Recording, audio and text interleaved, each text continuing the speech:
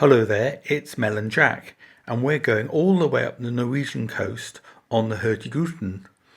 You join us for the second of 4 videos. We're on to day 5 now, have already gone past the Arctic Circle and are steaming towards Tromso. And it's entirely different. Look, it's all silver and blues now. It's all very ethereal, almost like glass. And again, what we've tried to do with the videos is to show that if you scan around, it's just land, wherever you look. Yeah, it was really pretty. I would say use the word ethereal. It was, of another world, really. Of another world. Of another world. So then we're starting to get into kind of fishing and lots of fish boats and more bridges. We do like bridges because we've got another stop coming up. Well, we stopped at the place that I would call the stopping off point for going to see the Northern Lights. It's an island called Tromso, which you can fly directly to. And so a lot of people did, and people were getting on and off the boat all the way, weren't they? Yes, because lots of people who live in Norway use the boat as almost like a local ferry, or to go and visit relatives. But we hadn't taken one of the excursions. We saw the local cathedral, we saw the modern buildings, we saw Amundsen, and of course we've got in Cheltenham somebody who went with Scott and they didn't make it, and this guy did because they knew the train. But we decided we were going to walk across the big bridge to the Arctic Church. Arctic Church was closed, so what did we do? We took the cable car right up to the top. Yeah, right up to the top. And as you went up, it got higher and higher, and you can see here our little boat with the cruise boat. Realised it's only about a quarter the size. What were the views like at the top? Well, the views were beautiful. I mean, it just gave the scale of the place. You get a sense of how these towns are literally in the middle of the most stunning countryside. And what were the sounds like from the top? Well, it was really lovely because it was a weekend. I think we could hear a roar coming from the crowds at the football ground in town, which was really lovely. And once again, the weather was changing. We were in quite nice weather, but we could see the bad weather coming along. We knew we had to kind of get down and get going.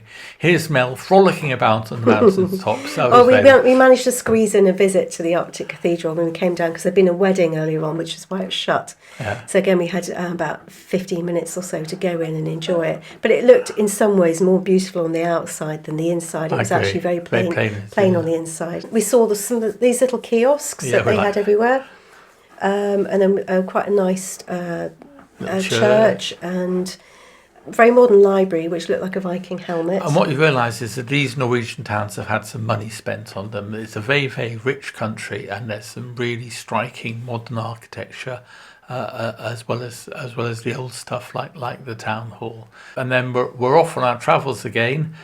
Which is a little stop here. Is that Tromso or something like that? We stopped at Hutigruten, and the weather was getting pretty windy now. You can see Mel doing her thing here. Oh, that was almost blowing me over. Almost blowing me over, because this is the next day now, and we've got a big trip coming up. Where are we going to, Mel? Well, we decided to take the excursion that took us right up to the Nordkapp, which is the northernmost point of Europe. So we've been to the highest point with the children when we went skiing to the Jungfraujoch, and now we were going to the Nordkapp. And they're very similar in some ways, and they've both got big tourist attractions there. But the view of the ocean, well, this is the view of the ocean. Well, you couldn't see much. So we made the most of that. You could look down, but you couldn't look up. The weather just really closed in. But it was, again, it had a certain thing about it. It was very Norwegian. Very. This whole area is called Finnmark, which is the northern, quite a large state. In fact, Finnmark is bigger than Denmark, I think, in terms of landmass. Yeah. It's a northern state.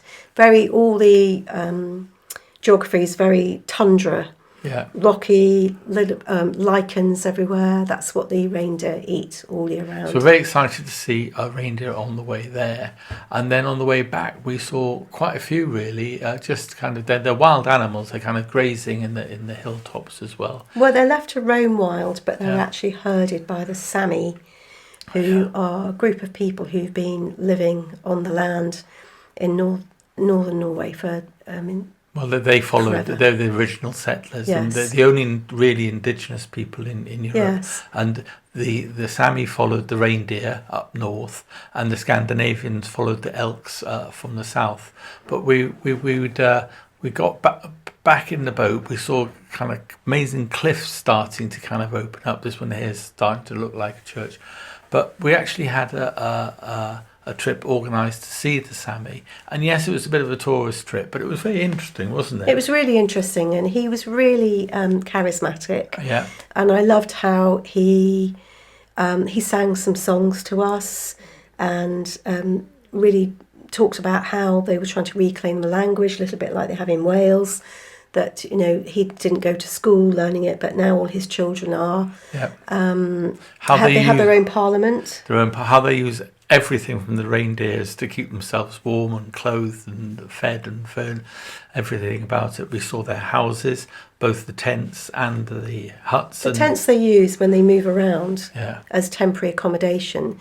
But what he explained is they mostly now live in towns in the summer and in the winter in different places. And they move around. But they drive cars. He had a BMW there, and actually, interesting, fascinating. Don't ask a Sami person how many reindeer they have. It's like asking who they vote for, how much money they have in their bank account.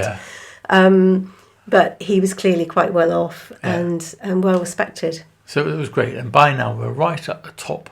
Very, very, very top of Norway, and it was a great trip. So that's round one, Mel, because we're going to come back the other way. Yes. Well, we hadn't quite got to Kirkenes, which is the very top, but we stopped that night in a place called Bellevåg. There you go. Yes. Okay. Bye-bye. Bye-bye.